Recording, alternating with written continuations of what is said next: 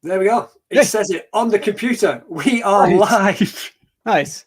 Nice. Technology at its best. Right. Good evening. Welcome along tonight on the live stream, which we've gone back to Tuesday. I know we did Wednesday last week, but I had something on the Tuesday. So we're back to the Tuesday. This is the regular night. Been joined by a fellow YouTuber, fellow runner, and we're going to say shoe tuber, and it shows it in the background that you are a shoe tuber. Yeah, so some of my shoes. So come on, Tim, introduce yourself. Tell us all about yourself. You know, when did you get into running and all that to start with? Wow. Okay, so my name's Tim. I am an older runner, but I'm not old, right? So I'm middle-aged runner. That's what we call middle-aged. I like middle-aged that. runner. Yeah. I've often said I want to live to be 100, and so 54, middle-aged, right? So not terrible. I've been running on and off kind of, but inconsistently over the years. There were some years when I would only run, like the annual turkey trot with my kids at Thanksgiving. But really within the last 6 years, I've gotten a lot more consistent. So I was about 48 or so. And then I started running, daily pretty much, at that point. And it slowly kind of built up my volume over time. And I started this channel right at the heart of, right at the beginning of the pandemic. And in part, just to stay connected with people, and I think some family members get a little tired sometimes of just hearing me go on about things like shoes and stack heights and, all that kind of good stuff. So it's nice to connect with people that share that same kind of passion over the sport. So. Fantastic. Got to say good evening to Kim. He's joined us from Denmark. Look at that. You've gone international already, Tim. Yeah. Perfect. So good evening to Kim. Thanks for joining us tonight. If you have any questions for Tim or myself, or we'll throw them open to anybody else who's watching, please feel free to put them in the chat box. If you could start it #question, then that way we can spot it before it disappears off the chat, which would be fantastic. Right. Being an Englishman, I have to start off with a really hard question for you, Tim. What's the weather like over there? Well, today it's not terrible, really, for us. It's above freezing. So it's about 34, something like that, degrees Fahrenheit. But, the last couple of weeks have been brutal. Last 10 days ago, we had a huge snowstorm. So I got about 2 feet of snow. It was just horrible to try to get anything done. And I woke up one morning, it was minus 15 degrees Fahrenheit. So what would that, like minus 26 Celsius? Yeah, something like that. I waited till around 11 a.m. for it to get to 0 to go out to run, 0 degrees Fahrenheit to go out to run. And I kind of looked like, Marvin the Martian from that cartoon. So I had my big mask on with nothing but my eyes showing, kind of a cross between that and that little boy from A Christmas Story that his mom's got him all padded up in all the winter clothes. That was me trying to go out there and run. But we got it done. It was fun. But yeah, so lots of snow, some cold, ice, slush, that kind of good stuff. You do know Kim in Denmark is going 4 foot of snow, nothing. Yeah. Yeah, that's the one thing we've not mentioned. Whereabouts are you in the States? Okay, so I live in Michigan, about maybe a half an hour outside of the capital of Lansing, Michigan. So yeah, kind of mid-Michigan. So now around us are the Great Lakes. Yeah. And so they can get, the lake effect snow a lot around the borders, but we don't get a ton of that here because it would have to come a long ways for it to reach us. So, but we do get our fair share. I don't know if you've noticed this, but watching the guys, especially in the States, all the running they've been doing recently, yourself, Kafuzi, Hella herself, and all those. They're all out running in the snow. And then you go and watch a video from Matt B, who's running in 25 degrees Celsius temperatures with no shirt on. And it's the same country. It's weird. Yeah. We must state that he is in Florida, though. So no, I understand. I'm a little envious of those people that are able to run in shorts when you're out, like I said, running in face masks and 3 or 4 layers of clothes, so you gain 10 pounds just by the clothes you wear so you can stay warm and fend off that frostbite that's out there. So I get a little bit jealous of those guys that can run out there in the warmer weather. But the upside is that, man, that snow looks pretty awesome in the videos, doesn't it? It looks fantastic. Cool. All I've got is wind and rain, and it's just horrible. Basically, what happens where I am in Blackpool is, off the coast of Florida when they get the hurricanes and the tropical storms, they go up the eastern seaboard of the States. They do a right turn at New York and come all the way across the Atlantic, then hit us about 8-10 days later, just as heavy rain and wind, and that seems to be all the time. So none of the snow, but lots of wind and rain. And keep me saying, currently in Denmark, no snow at all. There you go. Nice. Scandinavia with no snow. Right. So I'm presuming, because I'm a similar age to yourself, that you're just a middle of the pack runner, or have you got some fantastic hidden personal best that you want to tell us about? No, I don't. So if I'm running in a big race, so in our area we have. Sorry. What's a race? Oh, well, it's that's something we used to do, wasn't it? Yeah. Well, that's something we used to do. Is absolutely right. The Greater Lansing Race Association, they put together a series of races, and they have some big events where it draws in several thousand people. I'm just middle of the pack for those. On smaller races, I do pretty well in the master class. I'll come in, first, second, third, typically on the smaller races. Now, that's a 5K where, a 22-minute 5K is going to get you first, so that's kind of where I'm at. Yeah. There's nothing wrong with a 22-minute 5K. That's a good time. Brilliant. Have you done any of the longer distances? Are you a half marathon person or a marathon person? No, I'm not. I haven't run a marathon, but that might be something that I want to challenge myself with. Half marathons, kind of my gig, kind of my thing. I enjoy running the half marathon distances, but more importantly, probably it's been a couple of years, I guess, where I kind of just stopped running and I started training. And that made a huge difference in my outlook as well as my performance. The half marathon I ran prior to starting with Garmin Coach and using a real program to kind of guide me through the process, I was running around a 1:55, an hour and 55 minutes to finish. And I got that down to an hour and 40, a little less than 42, hour and 42. So, that's not bad when I'm running basically either the same amount of volume, I'm just doing it differently, so it incorporates a day of speed work and that kind of stuff. Well, I think that's something that happens to all of us at some point when we first start running. And I know I didn't run. I left school at 16 and then didn't run until I was 51. So I've really been coming back into this since 2018. But I think I fell into the same trap that most people fall into. First, buy some cheap shoes. And then you just go out and you run fast as you can. But this when you sit back and look, there's a hell of a lot more to it than that. And this injury on the shoulder has given me the chance to refocus the way I'm looking at running. And it's definitely started out with a lot more of it's a combination of, say, the math method, 80-20, and just aerobic, just keeping it down, start building the base first of all, so the endurance is good, and then we can start picking it up from there. I think that's something we all tend to go through at some point as a runner, isn't it? When we hit that light bulb moment when you realize, hold on, run slower, you can run faster. Yeah, well, that's absolutely right. So I only run fast one day a week. The rest of the time I'm, it's either a slow, easy run or a long, easy run or something along those lines where, and sometimes, that's the hardest thing to do.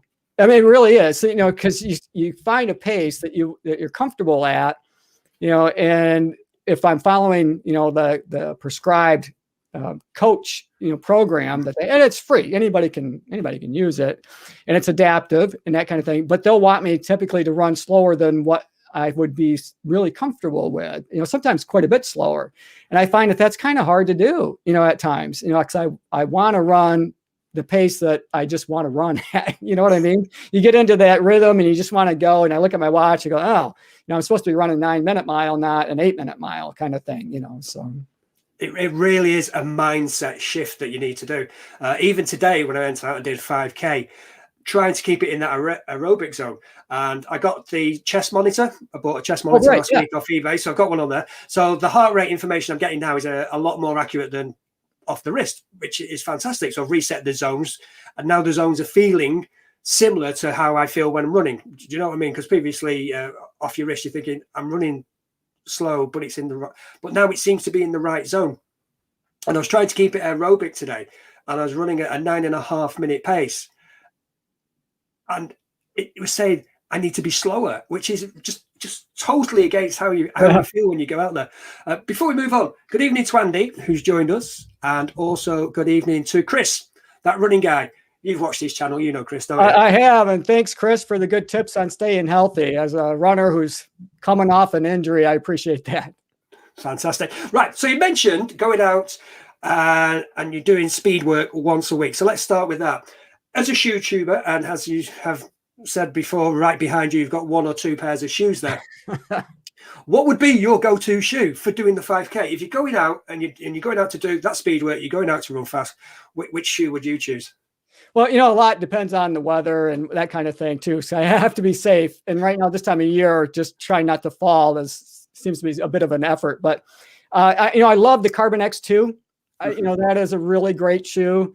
The problem is that there's no tread on the bottom of it to speak of. So I'm fine as long as, if the ground's a little wet, that's okay. It sticks okay to that. But if there's any kind of snow or anything like that, you're just spinning your tires and it's not a great situation to be in. So in that case, I'll pick up an oldie but a goodie for me, and that's the Pegasus Turbo 2. I love that shoe to do speed work in. It's just a really fun shoe. One of my favorites. Yeah, one of my Pegasus. I was actually looking at my shoes today, going through what I have in rotation, and I was looking at my personal best. My 5K personal best is in that shoe. Really? My 10K personal best is in that shoe. Yeah. My half marathon personal best is in that shoe.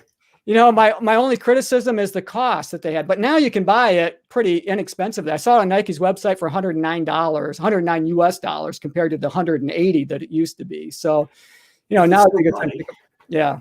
If they still got any. So I think I managed to get this on offer for about £96 about 12 months ago. So you've got to keep an eye out for those offers. I'm looking forward to next month. It's my birthday month, which means I get 25% off at Nike. So we're going to keep an eye on that. Really your birthday month, or is it something that you said was your birthday month? No, I'm not like Chris. Chris, that running guy who's got 12 birthdays a year, apparently. Yeah. No, it is my real birthday. So, yeah. I'll just share with you, though. This is probably my favorite 5K shoe. I'll try and get it in there. Now, the colorway looks very similar to like the Adizero Pro, but is it like the Boston version, or what Adidas shoe is that? Go lower. Right. All the Adidas shoes. Is that the SL20? Which Go one? lower. Lower. This is the RC2. Oh, okay. Really like this for speed work, interval sessions and what have you. It's got a 24mm stack height at the back, and it's a 10mm drop. But when you've got it on, it does feel like a racing flat. I do not understand how it does that. The light strike in there is, for me, light strike is the best foam I've come across for my particular running style. And in that shoe for a 35, I think it'd be about $35 now. $35 wow. for Man, one you of can't these. beat that. No, that's a brilliant shoe. Right, you mentioned though, you did mention my favorite marathon shoe. Same blue as yours. Yep. That is a lovely shoe. Yeah, the Adios Pro is a pretty nice shoe. I like that too. Somebody mentioned when I did a review on that it looks like an elevator shoe. And they're right. It does. It's not exactly all that attractive, really. I mean, I like the colorway, but it stands up pretty tall. I like the color. I do like the color. It really pops in videos too. That makes it kind of nice to showcase. But as you say, that tread on the bottom. Yeah, I know. It's like a Formula One slick tire, isn't it? It's a racing slick. I do enjoy that shoe. It is a quick shoe. Fantastic. Also, Susie's with us tonight as well for my run things. So good evening, Susie. Thank you very much indeed for joining us. PA, Philadelphia. Yeah, getting there. Good. So welcome along, Susie. Thanks for joining us tonight. So, okay, I've just gloated and gone through my shoes. What's your oldest shoe? And what's the one that's been with you the most, that you've got the most out of? Oh gosh, I tend to overpronate a bit. So the Gaviota 2, and we mentioned it just before we started on air, is probably the shoe that I put the most miles in. It's a Hoka shoe that's for runners like myself who tend to overpronate. Gives us a little extra stability, some comfort. It's not a fast shoe, it's not, but it's comfortable. It's really highly cushioned. I'd say it's just below the Bondi in terms of cushioning for me. It's got a lot of cushion underfoot. So I've got well over 1,000 miles on my original pair. So I literally wore the tread right off. In fact, I ended up using them to mow my yard in until the tread started literally falling off the shoes. So that's the one that I probably have the most miles on. And then second to that would be another Hoka shoe, the Rencon. And I blew up the miles on that shoe as well. And, I heard a lot of people had complaints about the Rencon because they felt like that midsole or outsole material was getting chewed up a lot and pretty quickly. But for me, I'm a lighter runner. I'm like 130 pounds soaking wet kind of a thing. And a lot of the time that I spent running in that shoe was in the winter months. So there's a lot of snow on the ground. And I think that just enabled me to get a lot more miles on it than most. But I have well over 500 miles on my Rencons, and they're still good to go. In fact, about last year this time, I ran a half marathon in those shoes and still put in a pretty decent time after having 500 miles on them. So got my money's worth out of those. It's funny though, isn't it? They are saying, especially with some of the new marathon shoes, what was it? The Brooks Hyperion Elites, when it first came out, you're lucky if you get 100 miles from it. And then some of these older shoes, putting up horrendous mileage into them. The shoe that I've used the most since I started running was an Asics Nimbus. Oh, right. And well over 700 miles. In fact, it's here now. Look at that. Oh, wow. A well-used shoe. It looks pretty awesome too. I like the London across the side of it there. That's a London Marathon edition one. 700 miles in that. I think it was about just before Christmas. I actually retired it from running because I was out on a run and you could feel, hold on, the cushioning's gone. You know that feeling when you really know. So like most good runners, it's been retired. It's not being chucked out. It's an everyday wear shoe now, isn't it? That's what you do with it. That's what you do with your old shoes. That's right. That's right. How heavy is that shoe? I'm not, I don't. It was slightly heavier. I think it was just over 300 grams a shoe. Okay. So not a light shoe. No, for a marathon. Definitely not a light shoe, but it really comfy. There was a lot of thick padding around the ankle and what have you, which felt really nice underfoot. But I think all that extra padding was what gave it its extra weight. Well, yeah. And, just because a shoe is heavy doesn't mean that it runs heavy. Now, I do have some heavy shoes that feel like they're heavy, but I have others that, they run lighter, like the Saucony Triumph 18. I feel is like one of those shoes that, it's a fairly heavy shoe, but when I'm out running in it, I always end up running faster than I think I am because I'm putting, I feel like, I'm just getting more out of the midsole, that Power Run Plus midsole material. So nice shoe, good shoe. So which are your favorite midsoles? Because as I said, for me, the Light Strike is the one that seems to go best with my running style. I'm not dissing Zoom X or anything in that regard. They're still excellent shoes, still excellent foams. The fresh foam from New Balance is brilliant. My wife's raving on about the DNA Flash that's in her Brooks. But for me, the Light Strike has just worked. So is the one for you that you've noticed with all these shoes you've tried that you keep going back to that brand because that midsole seems to be doing it for you? I'd probably pick Hoka. I like the Carbon X too, and I like the Rocket X. The Rocket X is a superior shoe. So between those two, I think they would pair well together. The Carbon X too, I think you could use to do a lot of training in. It's one of those shoes that even though it's carbon plated racing shoe and you don't expect necessarily to get 400 miles out of, I think I can get 400 miles out of that shoe. I really do. And I can use the Rocket X since it's lighter, but still has that nice cushion and snappiness to the shoe to run in. But those are two of, a couple of my favorites, I guess, that, I would pick up. But also a shoe that gets very little attention, I think, is Skechers. I don't know. You guys have Skechers available to you? So I've got the Skechers Go Run Razor Elite here. Don't. You're upsetting me now. You're upsetting me. It's so light. It's like 6 ounces, right? It doesn't even feel like you have anything on your feet. And the plate in it is, it's a carbon fiber plate, but it feels like the nylon plate to me that you'd find in like the Saucony Speed. Mm-hmm. So it is quick. I love this shoe. I just haven't been able to run a lot in it right now because of the weather that's here. And it's today I got back, I ran in the Flyknit, the Nike React, the Infinity Run shoe.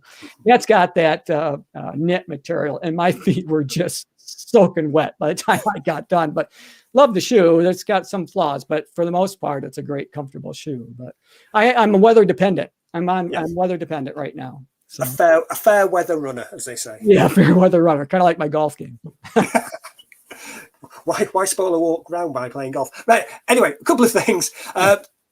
So we do have Skechers. I've been trying to get hold of some razors for about the last year, and it's always been out of stock. Every time I look, they're out of stock, so I've never been able to get hold of those.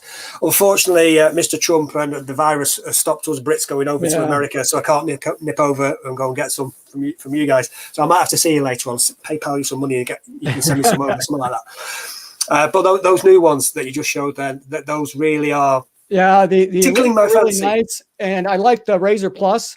So they took that speed off the side of it, but I thought that kind of looked a little bit ridiculous to me. It's like, you don't got to tell me to go faster. I already know that I should be running faster. But but these are really comfortable. These, and these got, a fair amount of padding. So I think you could easily use these for, a half marathon, marathon race. They're light. I like the way that the midsoles are going these days. So they're all going to this like rocker technology. And for me, I kind of hit midfoot back towards my heel a little bit more than I'd like to. But that just helps me just roll through easier. And so more and more shoes are doing that. And that makes it really comfortable for me in my gait cycle. So I appreciate that. And, Skechers is one that I think is just underappreciated, for a running shoe. They're light, they're fast, they're relatively inexpensive. I think the Razor Elite here is $160. You compare that to, so like the New Balance Fuel Cell RC Elite, that was $225 here. So, I mean, they're all 200, 225 seems to be the going rate. Right. Just before we move on, Susie's made a couple of comments that we should look at. Her favourite shoe is the Boston 9. Now, I've seen the concept art or the leaked photos of the Boston 10 that's coming from Adidas. And I believe it's going to be carbon plated. So that's what they're putting out as a normal marathon shoe, should we say. So I'm looking forward to seeing that. Kim in Denmark loves the New Balance Beacon. Oh, yeah. Got them all. Fantastic. Susie was also saying she's 35 minutes north of Philadelphia, but that's another story. She was also going back through some of the comments just in case we missed them. She's never tried Hoka's. Hopefully she will after hearing your gushing review of those.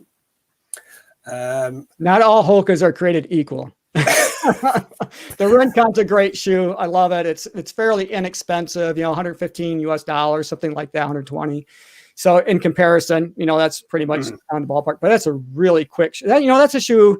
If you only wanted to buy one shoe, that could be it. You could daily train in that shoe and you could run a race in it and feel pretty comfortable. And, it's just kind of a catch-all shoe.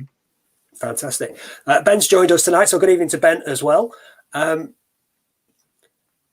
Chris has thrown this one in because I've heard him gushing about this time after time after time. It's the Nike Tempo Next Percent, the ones with the AirPods in the bottom, the training shoe for the Alpha Fly, basically. Yeah, I'm familiar. Have you had a go with any of those? I haven't, and I have run in the Next Percent. I didn't run in the original version, the 4%. I didn't run in that, but I have run in the Next Percent, but I haven't tried the Tempo to know what that's like underfoot. I buy all my own shoes to review, and the budget can only stretch so far. And I love Nike. I absolutely love it. I'd love to pick up that shoe, and maybe I will, this year yet to try it out. But I think they cost around $200. And that's for me when I'm trying to compare a lot of shoes for a lot of people. That's like 2 daily trainers, that I could review. So you say you're buying all your shoes. I do, yeah. Yeah, are you getting your money's worth from them? Are you actually get out there and using them, or is it just all for review purposes? Because I've seen a few people on the shoe tube, shall we say, and the shoes always look too pristine. Have they actually gone out and running them, or are they just regurgitating what they've heard in other places? Well, I've kind of gone on a bit of a roller coaster, because when I was 100% healthy, I was running a fair amount of miles. My volume was probably 50, 55 a week. And so it wasn't hard to jack miles up on a shoe, and get 100 miles on them pretty quickly. And then I could move on to another shoe, that kind of thing. But my volume's been down. I got hurt mid-July, something like that. And then, as we're kind of stubborn as runners, right? We don't want to believe that we're hurt. And then we don't necessarily want to go get it checked out because we're afraid what we're going to hear, like stay off of it. Right. So So I basically kept running and training as if nothing was wrong until I couldn't do it anymore. And I ended up in physical therapy for about 12 weeks and slowly worked my way back. So my volume is down to about 30 to 40 miles a week right now. So I'm not getting the miles out of the shoes that I was getting, but I'm still putting in a fair amount. And that's one of the things I want to try to work on this year is to get more use out of my shoes before I jump the gun and go on to the next shoe. But my channel has been mainly shoe reviews. And so, if I'm not running the new shoes, I don't have a whole lot to talk about. So it gives me a good reason, I guess, to keep buying shoes. Fantastic. Yeah, at the moment, I keep looking at these shoe reviews. I keep looking at the magazines, keep looking on the internet, looking, oh, this is a nice shoe. This is, and I'll go to get that one. I'm going to get the Carbon X2. And then something else comes along. No, I want that one. Yeah. I've just gone into the old pinball tilt. Yeah. I just don't know where to go. So what would you be recommending then for a non-elite middle-aged runner, which sounds pretty much like the demographic that we are? What would you be suggesting as a good, maybe not a starter shoe, but an intermediate shoe? Oh gosh. Well, first I would say one that fits your gait, regardless of what the name is on the side of the shoe. If you can get into a running shop, have them put you up on a treadmill and tell you what your gait cycle is. I mean, they can tell you what they can recommend a good shoe, whether you overpronate or underpronate, or if you're a solid neutral shoe runner. If you're a neutral shoe runner, you got a lot more options. There's just, there's a ton of really great options out there. I kind of like the shoes that have a bit of an 8 mil drop, and I like shoes that have a fair amount of stability, in the heel. So something like the Brooks Glycerin 19, I like that shoe. It's soft, but it's pretty snappy to get, through your gait cycle, and it has a lot of stability. I like that. I like some of the Saucony shoes that have a lot of stability. Not all of them. I struggle. I love the Endorphin, series, like the Endorphin Pro, but I can't only run, maybe a 10K, 6 miles or so.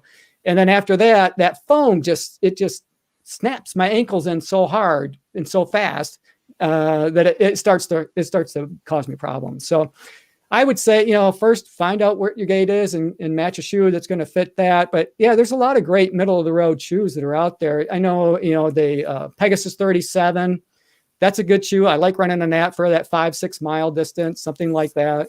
It's got that React foam. So, I guess it's the shoe that fits you. Fun, which is true. I know when we all start out, we just go and pick the one that looks nice, don't we? Yeah, well, that's always fun. Or the one that sounds fast. They're great. Well, we've all been the £30, $30 shoe that we all start with. Right.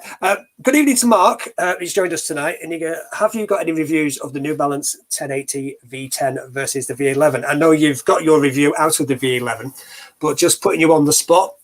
Oh, no, not at all. I didn't run in the V10, so I apologize for that. I probably should have, and I probably can still pick up a pair of those fairly inexpensively now because they're on sale with the V11 out. I ran in the V9, so I skipped the V10, went right to the V11.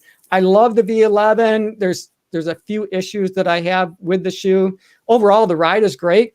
And for me right now, with the winter months, it's fine. But they didn't put any padding around the ankle of the shoe, and it comes up kind of high, and they changed the material to like a neoprene.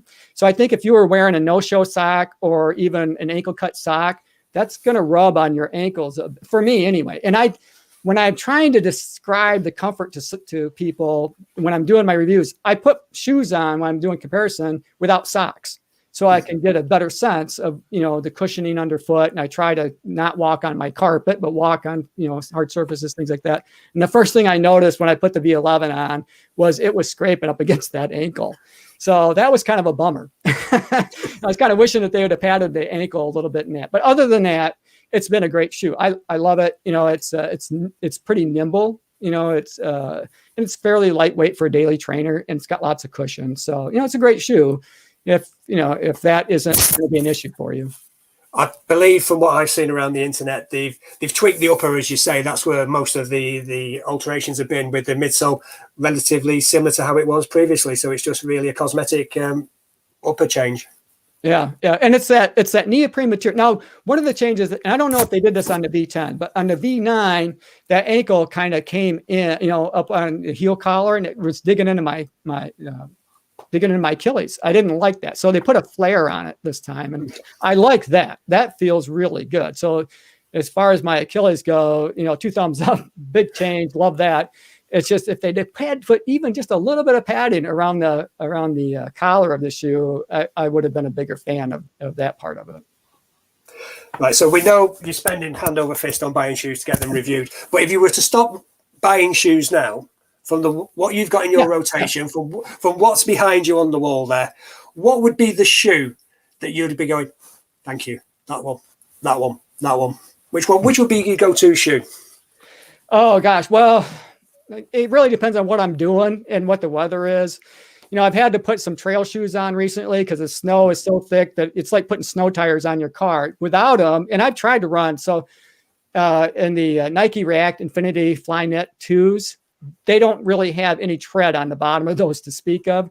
For trying to get through snow, I felt like I was just spinning my tires. It was terrible. In fact, my VO2 max, I got home, I looked at my Garmin, so it was like 49 because I was just, I was huffing and puffing so hard to just go anywhere. I was literally spinning my tires. So sometimes I got to put some tread on my shoes to run. But I like shoes that are pretty comfortable for the most part. I like the Clifton 7. I like that shoe a lot. I run a fair amount of miles in that shoe. I kind of go back to the Saucony Triumph 18 a lot because it's pretty heavily cushioned shoe. It's just kind of a nice, it's heavy, but it's a nice ride. It's like jumping in a Cadillac. You're just nice and comfy and just kind of gliding around. That's a nice shoe. Speed shoes. I love the Razor shoes. I absolutely love those. And I like that Hyperburst midsole material. I like that M Strike, which is basically just a fancy word for a rocker. I mean, they just have a rocker bottom, so those are a great shoe to run in. So just, they're like all my babies. So it's hard to pick one, I just love them all. Kim's just been on, as you can see there in the message, the V10s have the same heel flare. Oh, okay. Yeah. I should try the V10s. It kind of got so late in the year. And like I said, my budget's only so big. I was running in a lot of other shoes and I just didn't get around to picking those up. And it got to be so late that they'd already put out a release date for the V11. So I thought, well, I'm just going to wait, but yeah. What my surprise purchase has been is Reebok. This is is that the float ride? I can't. Yep, it's a float ride, but this is the Symmetros. It's not the best looking shoe in the world, but it's great. Symmetros, 29-inch stack in the back there. It's got the Float Ride Energy midsole. But since I bought this shoe, which was probably in middle of October, I'm just short of 300 miles in this shoe now. Oh wow! It's the one I go to. It's the comfiest. I don't know. It's just I put it on and it just feels the nicest when I'm out running. It's got that nice soft cushioning. I ran a marathon in this. It was only a virtual marathon, but it was 26.2 miles. I did it in this because it just felt nice. Now, I am going to say after that 26 miles, my legs were probably a little bit more beat up than they would have been if I was wearing Next Percent. So we'll be fair because there's no carbon plate in it. So right. It's just a normal shoe. But yeah, this has been the surprise for me. And the price I picked it up for was just around £50. So what's that? Just wow. $60. Yeah, that's terrific. But if you notice at the moment, they've just got the Energy 3 out.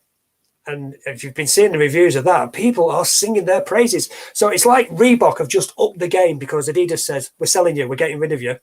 Yeah. So they've really upped the game. This is the dark horse company. This and Skechers, I reckon, is the dark horse company for running shoes that you need to check out. And you'll be amazed at what you can get for the price. That's right. So I'm going to have to check that out. I haven't run in Reeboks since the 80s. And, I mean, most of us haven't. So, that would be interesting. I'm going to have to check out Reebok. Another shoe. What was I thinking of the other day? Oh, Puma shoes. I haven't run in those since the 80s when I had the Puma t-shirts and I thought it was so cool.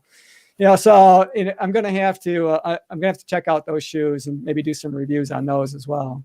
What's it called? It's not the Diablo. What's it called? It's coming out in March. It's got a carbon plate. There's been a few reviews of it so far. It does look interesting to go back to Puma. Yeah. Well, I think somebody suggested it to me, and I hadn't even considered them in quite a long time to run in. I've seen it. My kids had them for soccer shoes, things like that, but not for running shoes. So, but it is a shoe that I thought, what, I got to put that I got to get that back on my radar and check that out because I've heard some good things. Yeah, there are a few companies out there that are just, as you say, operating under the radar, putting out some good shoes that people aren't picking up on because of the mainstream is all New Balance, Nike, Adidas, and that type of thing. Yeah, Nike's definitely the king, right? I mean, I swear if you put a Nike swoosh on this Reebok, it would be selling off the shelves. You wouldn't be able to find them anywhere because people would be going crazy over them. But you say Nike a king, but is the crown slipping a little bit? Because they seem to be, I think I've mentioned this before, I think I mentioned it to Chris before, that they were 2 years ahead of everybody else, bringing out the 4%, bringing out the next percent. And the whole carbon plate thing, they just seem to be like 2 years ahead of every other company. Now, in the last 18 months, every other company's caught up. Adidas with the Adios Pro is a fantastic shoe. New Balance, Fuel Cell, these are all good. The Carbon X2, they're all good shoes. They're all catching up with Nike, but there doesn't seem to be any big initiative coming from them. And if you do look at the shoes that are coming out, there seems to be a drop in quality. That's true. I have noticed that, and that was kind of my one gripe, or one of the gripes. I had a couple about the Infinity, Flynet 2 that just came out. It's got like a 3/4, booty on it, but the last part of the tongue that they sewed on, it's like they didn't sew it on very well. And immediately after I posted my review, I got a comment from somebody that's, hey, Seth James Demore, right? Yeah. So he had posted something just that morning, like shoe alert, because his tongue ripped off in his hand. And I thought, oh yeah, I could see that happening pretty easily. It's doing okay for me, but I have to baby it. I don't grab a hold of that tongue and rip on it to put it on. But you're right. I think the quality is slipping a little. But what a fascinating, it's pretty fascinating. Have you seen the documentary? I'm trying to get off track here, but Nike's documentary about, trying to break the 2-hour marathon. It's called Breaking 2. Have you checked that out? I watched Kipchoge do when he went for it. I watched it. I actually sat there watching him run around Vienna going, come on. Yeah, I saw that, but I've not seen the documentary leading up to it. Check it out, because it is really inspirational. It's a lot about Iliad and his philosophy. They do a lot about his training camps, but it's really the origin story of the 4%, right? Because that's where they really showcased it, and it's really uplifting. If you want to pump yourself up before you go out for a run, or even if you're sitting around, you come in from a run, you watch it, you're going to want to go back out and run. I guarantee you. It's just a great documentary. So, I take my hats off to Nike. It's really interesting to see all the technology, all of the resources, and all of the effort that they put in to not just the shoe, but to the runners, and try to make them more efficient. But really, what struck me the most was just Iliad and how he lives his life. And this guy's probably a millionaire, right? He lives, very humbly. He's still got a farm. He's still a farmer. Yeah. Yeah, it's really interesting. Just fantastic. In fact, I think Believe in the Run has a video that they posted recently, where they had a conversation with Iliad. So I got to check that out. I haven't seen it. I just saw the thumbnail, so I'm going to have to click on that. I know Nike have got the big hype, the big marketing and what have you, but every time I look at things like this, I do go back to Christopher McDougall's book, Born to Run. Yeah.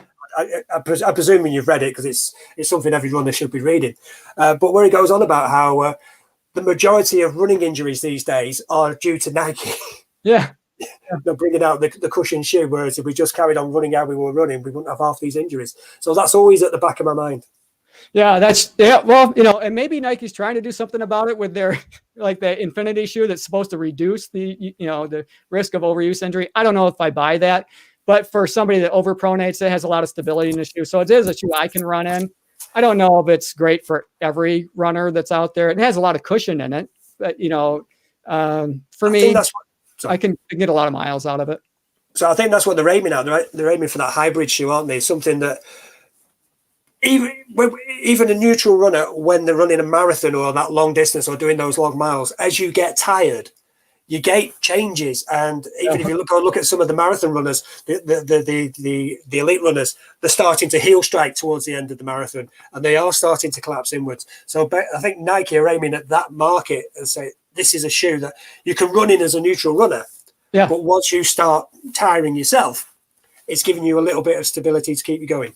Yeah. And I think the Adios Pro addresses that pretty well. They've got an unusual, system underneath there, because they got that carbon plate that only sets in the heel.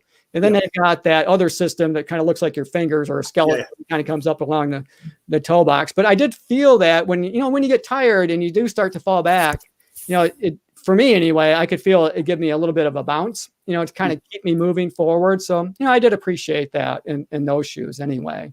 And there's a lot of other shoes that kind of have that concept. I've been running in the, it's another Adidas shoe, the Ultra Boost, the 21. That's kind of a weird shoe. It's kind of an odd shoe to me, really, because the back has a lot of cushion in it, but it has this LEP system, which is basically kind of a torsion. It's kind of acts like a carbon fiber plate would, but it's heavy. It's 12 ounces. But when you land up on your midfoot, forefoot, it feels like you're kind of in a racing flat. So it's really an odd shoe to me to kind of run in. It's like it can't make up, what it wants to be. If it wants to be a highly cushioned daily trainer, if it wants to be a faster shoe at 12 ounces. But it's still a good shoe to run in, and it's pretty stable. And for somebody, when you do kind of fall back on your heel on that shoe, that Ultra Boost really does the trick. I mean, it's a lot there. And I like it's a shoe that I've been running in more recently because of the weather. Even though it doesn't look like it has a lot of traction, the way that the bottom of that shoe is designed, the outsole, I can move better in that shoe than I can in a lot of the other shoes that have more of a traditional outsole. So, it's just, and I was kind of interesting. I didn't expect that. And I don't know if it's because it has that deep groove in it. It actually looks like, have you run in the Asics Nova Blast? Have you run? No, I haven't. That passed me by, unfortunately. But yeah, if you flip those shoes over, the look of them, they look a lot alike, because they've got that groove in the heel, and they got kind of this pod in the center up in your forefoot. But obviously the Adidas shoe is much more advanced, and and how they place the rubber. They have continental rubber around the toe, which helps, and they got that kind of that landing pad. So a great shoe, fun shoe. It's just I don't think I've gotten the most out of it yet, but I'm getting there. I'm learning to run in it better each time. There seems to be a trend as well for new versions of shoes to be slightly heavier than their predecessors. Yeah. So we've got the Asics Glide Ride 2s coming out. So that was a heavy shoe to start with. So what's that going to be like on the version 2? Right, just catching up on some messages. Grange Goblin just bought some Float Ride Energy 3 for £48. Holy cow. See, I got to check that shoe out.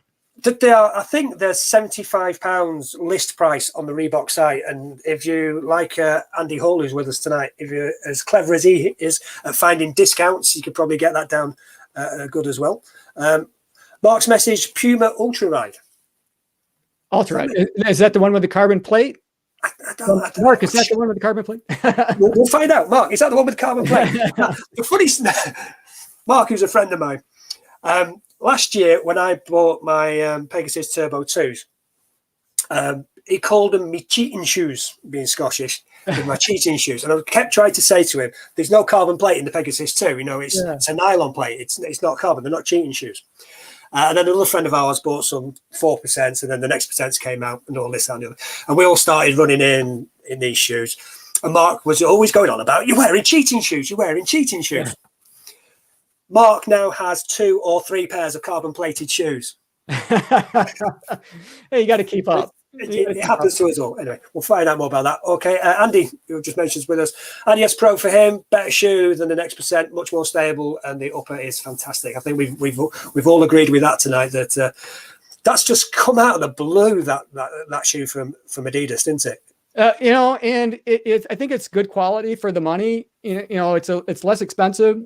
So if you look at the next percent, what do you expect to get out of that shoe? Maybe 250 miles. For US. That's $1 a mile. So I'm not going to train in that shoe. Every run would cost me $20, so yeah, it's a great shoe. People kick it off, don't they, at the back and then wonder why it splits. Yeah. But as I say, I've got that and the Adios Pro. And if you put both of them at the bottom of the bed before I go out for a run, my feet will be in the Adidas every single time. Right. Mark's also said, yes, that Puma is the one with the carbon plate. So thank you. Get out. He's got 4 pairs of carbon plates now. 4 pairs. He was so vocal about them being cheating shoes and nobody should be wearing carbon plated. No.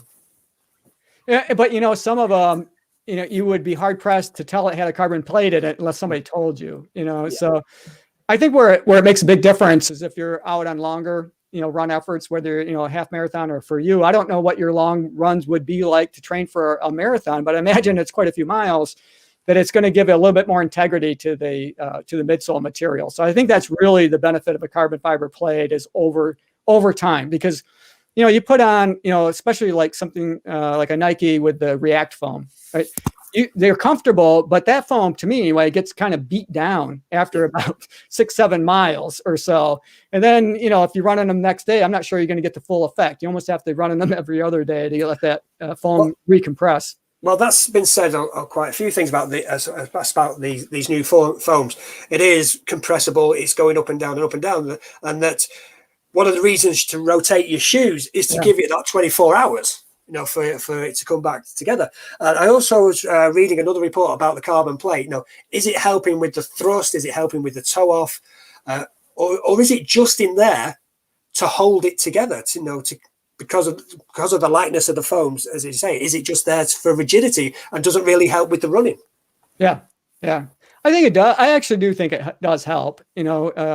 If you do have a bit stiffer toe and you're able to, midfoot or forefoot strike, if you're an elite runner, I think you got a big benefit because you can bend that plate and snap you forward. Yep. Somebody like me that weighs $130 and I'm a midfoot striker, I'm not sure I'm bending a carbon fiber plate like those guys do, or gals that can, really get the full benefit. And I struggled with that with one of the Adidas shoes where they had the plate that kind of set where you're basically setting right on top of the plate in the shoe was the Adidas Adizero Pro, not the Adios Pro, but the Adizero Pro was like that for me. It was a fun shoe, but I just never could get the knack I couldn't stay up on my forefoot long enough to really get a good benefit from it. And that's one of the few shoes that I actually returned, because I didn't feel like I was going to get more than, 50 miles. Well, Mark's on a flow now. 4 pairs of fresh foam shoes also, so he can rotate. So there you go.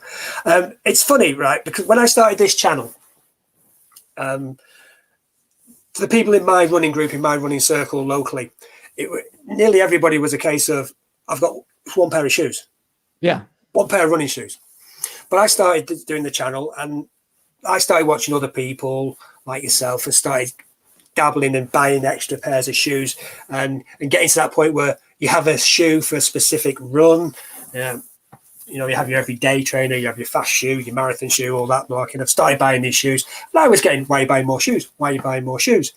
But on our run group, on our Facebook page, a couple of days ago, it went ballistic because somebody said they were buying some New Balance and everyone's jumping around. Everyone's buying multiple pairs of shoes. Well, and it's fun to do, right? I mean, what the heck? You're a runner, you like trying out new shoes, seeing what they can do. And it does make a big difference. It really does. There are some shoes that just, aren't nearly as fast for me, or I feel a little bit more tired at the end of the run. But then there's others that, when I put on a pair like the Skechers, they're so light. Oh my gosh. So like the Razor Elite is probably going to be like a 5K shoe for me because that's super light. It's got that plate. It's pretty fast, so, it probably would win out over like the RC Fuel Cell RC Elite, and mainly because it's more stable shoe. And again, for me, I mention this a lot on my channel that I overpronate, and that's just how I am. And so I need shoes that are going to slow that pronation rate down, slow that ankle, slow my ankles down when they roll in. So. Well, that's a good thing you mentioning that, because if you go and watch a lot of the shoe reviews, they are all just neutral shoe runners, aren't they? And it is always a neutral shoe, and there doesn't appear to be that many reviews out there for the stability side, because you don't get a neutral runner wearing a stability shoe that often. Yeah. Oh, and that's true. And so, it's funny you mentioned that. I was looking at my YouTube matrix a little bit, just to see what people are watching.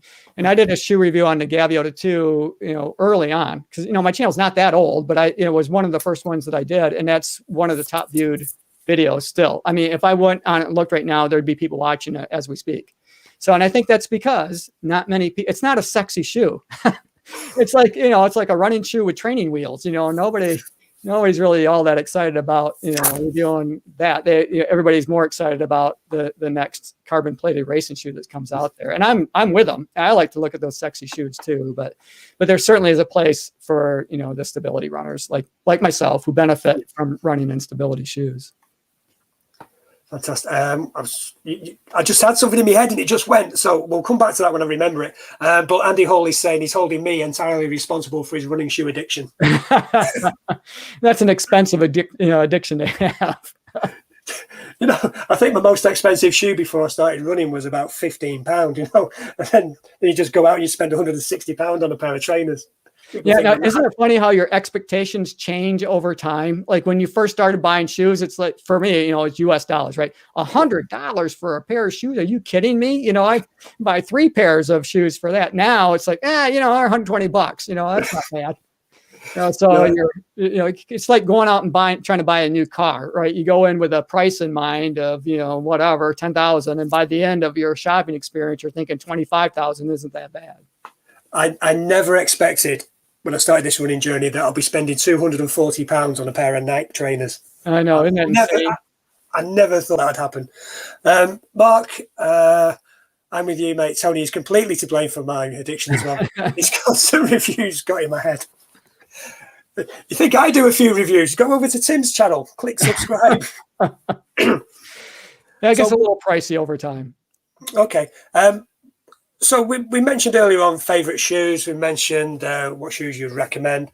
So what are you excited about coming forward? What have you seen? What have you seen a snippet of? What's starting to go around in the head now? Thinking, how can I get the money to buy that shoe?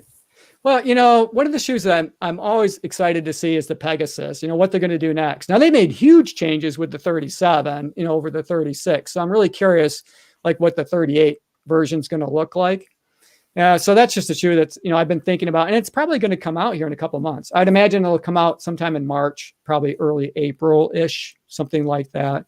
So I'm excited for that. I'm excited for the Hoka Mach 4. I haven't been able to get that shoe yet. I think it's been released other places. So, or, my channel's not big enough where I get shoes sent to me ahead of time. So I got to wait for them to come out and put them on pre-order and hope that they come in. Email, hi Seth, can you tell a few of your suppliers that I have size such and such a feet and send them to me? Yeah, that's right. Hopefully they'll send me some, but I want to try the Mach 4, the Hoka Mach 4. I think that would be, that's going to be a fun shoe to try. So I don't know. There's just so many shoes that, so many shoes, so little time, and even a smaller budget. So we'll see what we can get to. To be honest, Hoka is a brand I've never actually put on my feet yet. Excuse me. The Carbon X2 is exciting to look at, but I've just never gone down that route. I don't know why. I've looked at them and thought something else comes up before it, so I don't know what it is. Yeah, and I don't convince me. Yeah, I don't know that Hoka. I think Hoka is one of those shoes that either you love them or you hate them. I don't know that there's a lot in between, to be honest. They do run a bit narrow up in the toe box, and so I had a love-hate relationship with my Rencon. When I first got them and started running in them, my pinky toe was kind of curled under a bit. I ended up getting a blister. So when I first started running, I thought, man, these are great. They're soft, they're quick, they're light, they're airy. They're everything I want them to be. But after a bit, I got a huge blister on my pinky toe, and it hurt so bad that I couldn't hardly run. But when it finally turned into a callus, so I adapted to the shoe, then I was back in love with the shoe again, and I ran a lot of miles on them. So it's kind of like I said, love hate, and their sizing is a little bit quirky at times. I think some of their sizes tend to run a little bit long. From your normal running shoe size. But I found with the Carbon series, like the original Carbon X and the X SPE, which is what I own, and then the X2, those are true to size for me, and they fit really well. Although I don't know what it is, but you got to kind of cinch those laces up. Like they're almost touching each other when they get, I don't understand why they couldn't, do something a little better with the upper, but for that way across my midfoot. Maybe I just have a more narrow midfoot or something. I don't take up as much volume. And so your laces become ridiculously long. So I ended up, running with a runner's knot oftentimes now in those shoes, which is not something I normally do. But Hoka is a great shoe. I think you'd like the Carbon X2. If even for those people that ran in the original version that didn't like it because it felt, it wasn't all that soft and didn't feel like it was all that fast or nimble. they made some big changes. And I think even if that shoe doesn't do it for you, then the Rocket X is, to me, the Rocket X is Hoka is really on the right track to catch up with the likes of the Adios Pro, or, maybe not the next percent, but they're on the right track. Right. So Chris has just been in touch. Pics are on the internet of the Pegasus 38. It's just an upper change. Yeah. So just some cosmetics on the upper. And I think Mark's got a question for us as well, or a question for you. You being a resident American here.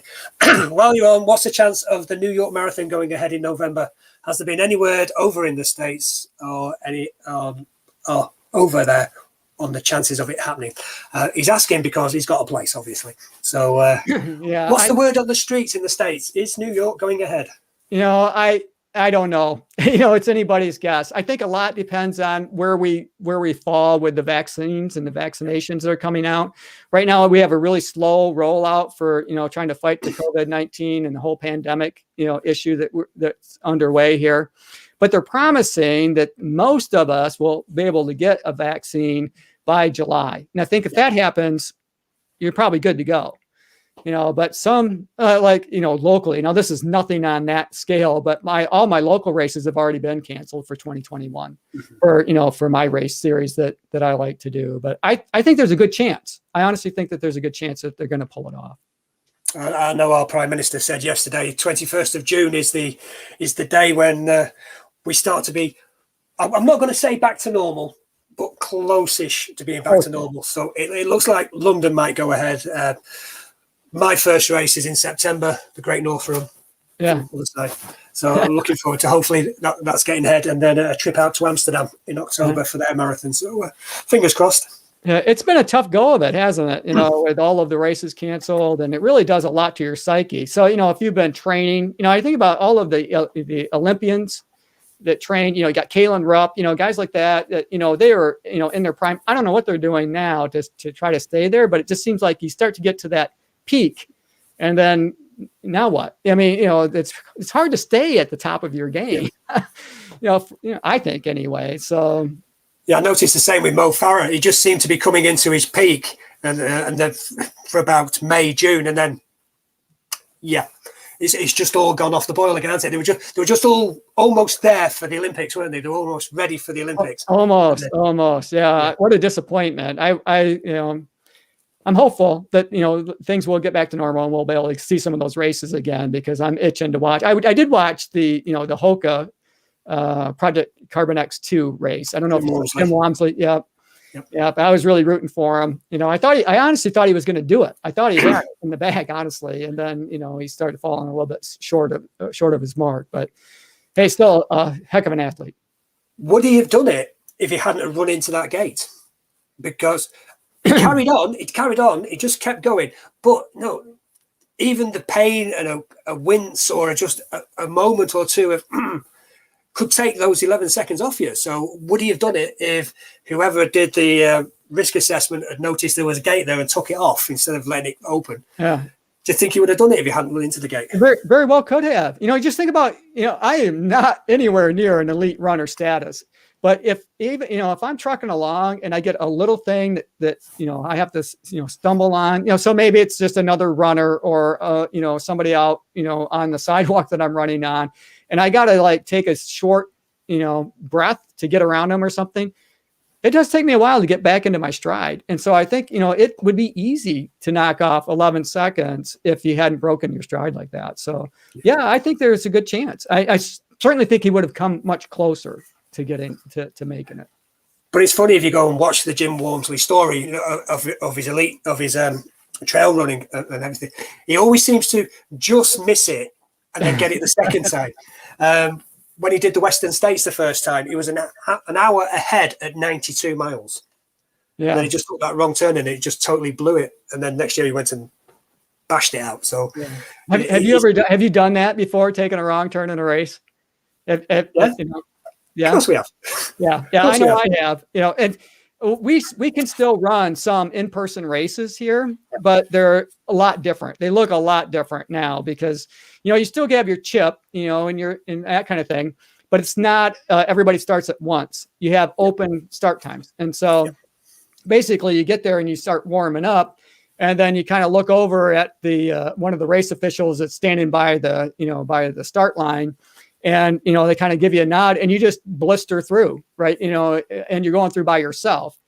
But I ran one of those over the summer in that format, and it was kind of a trail run. And I kind of pulled a Jim Walmsley a little bit because there's nobody in front, and you can't see anybody in front of you, and I hadn't run that trail before. And I realized that so luckily one of the race officials was there at the turn. So it was, one of those quick turns, and he started yelling at me, "Hey, come over here," so I had to kind of swing around and added a little bit of distance to my race. I thought, I pulled a Jim Walmsley, but it happens to all of us. Yeah, we can do it at our local park run in Blackpool. There's a part up by the hospital where it gets into a woody part, and if you take the wrong turn in, you just end up down the wrong path, and then you got to come back. So it's dead easy to do. But you just mentioned that, and it's happened to the races that we had before they start to be cancelled, is this staggered start system. Yeah. Yeah, totally understand it, totally go with it, totally no problems at all with it. But if that's the way forward, and then you've got something like London Marathon, where you've got 50,000 participants, putting them through at 30-second intervals, they're going to be 3 days of people going through. Yeah, it's not feasible. I just don't think that they can do it that way. I don't know how they might be able to make it, more socially distant race. I really don't. And when you're talking that kind of people, unless they really, pare it down, or run it multiple days and different fleets, and then that's not really fair, right? Because the road conditions change from day to day. Everything from heat, humidity, all that stuff changes. So I don't know, I think they're going to try to do the best they can to find their way forward. But who knows what the future is going to look like. For me, it wasn't terrible to do a race like that. The part that I missed is not being able to have kind of that jackrabbit feeling where, you've got somebody in front of you and you're trying to catch them. It just makes you go faster. That's the whole thing that I've been missing. Yeah. Doing the virtual races and the motivation of the virtual races, great, you're putting effort in, you've got something at the end to win something, but it may be you, one other person, or you're running against the rest of your club at different times. It's good, it's getting you out there, it's getting you thinking, it's getting you motivated, it's getting you running. But that extra 1% is missing, right? Which is exactly what you say. There's a person there. I'm going to get in front of you've lost that touch of competitiveness at the top end, haven't you? Yeah, absolutely. And so this is a little not kind of on topic, but a little bit off topic, right? So I bought a new Garmin about 2 years ago. I got the Vivo Active 3, but before that, I was running on a really old Forerunner, like 405 CX, something like that. And they had a feature on there that was the virtual runner. I love that thing, right? Have you used that? Do you know? No. Okay, so what it is, it's basically a little runner that shows up on your watch screen, and you set whatever pace you want that runner to be at. Now, it could be one of your previous best paces, whatever you want it to set at. And then when I glance down, I could see whether I'm ahead or behind that little guy. And you'd be surprised at how motivated I am to catch that little guy on my. But they did away with that. He's not there. Where is he? Yeah, where'd he go? He's, either he's way far ahead of me, or I can't see him because I blew him out of the water. Either way, but I do miss that feature from that old Garmin watch, and I love Garmin just because of that fact that these things have some longevity. That thing is 20 some years old, and it still it still works great, even though it's kind of a dinosaur. I only changed up because I like to be able to sync it with my phone much easier than using that old ant stick type deal, but. Right, just looking at the time, we've been prattling on like two middle-aged blokes talking about running for over an hour now. Doesn't time fly? No, so basically, we better finish it there. Before we do disappear, though, if anybody wants to find out more about Tim, where do we need to go to find that information? Let's start off with YouTube and work it back from there. Yeah, well, YouTube's easy. If you just type in "Run Tall with Tim," that's pretty easy. And that's just a reference to running form and not my height, because I'm only about 5'6", maybe 5'7", and the Adios Pros. But so Run Tall with Tim on YouTube, and you'll find it pretty easily. We'll put a link in below in the comments section once I go in and do all the SEO for this video. We'll put a link in there for you as well. You're on Strava?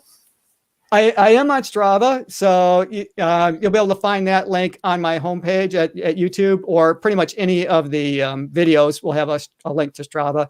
I did have to change that in a little bit, but hopefully the link will get you there just fine. Fantastic. Tim, thank you very much indeed for taking your early afternoon. It's evening here in the UK, so thank you very much indeed for taking the time. We won't tell people the story of your computer crashing last night and getting the virus. Yeah, a bit of a panic there, but drama's over, so that's good. Hey, thanks, Tony, for having me. I appreciate it. No problems at all, Tim. Thanks very much indeed for being with us tonight. Don't go anywhere. I want to speak to you in a second. All right, but perfect. Everybody else, thank you very much indeed for watching. Really do appreciate it. If you can subscribe to my channel, subscribe to Tim's channel. Don't forget to hit the like button on the way out as well. And if you want to leave any questions or comments, please feel free to do so. If you're watching this on the repeat or watching it at a later date, you can leave questions for us in the comments, and we will know if you can do that as well. So thank you, Mark. Thank you, Chris. Thank you to Andy, Kim, Susie, Ben for being there. What's that comment there from Kim? It's been great. Thank you very much indeed, Tony and Tim. Very, do very appreciate thoughtful. it. Thank you. Mark says thank you as well, which is fantastic. So, everyone, that's it from me. Until next time, let's get running. Tim, how do you finish your videos? Hey, run tall, run strong, be kind to one another, and we'll see you next time. Thanks very much. See you all.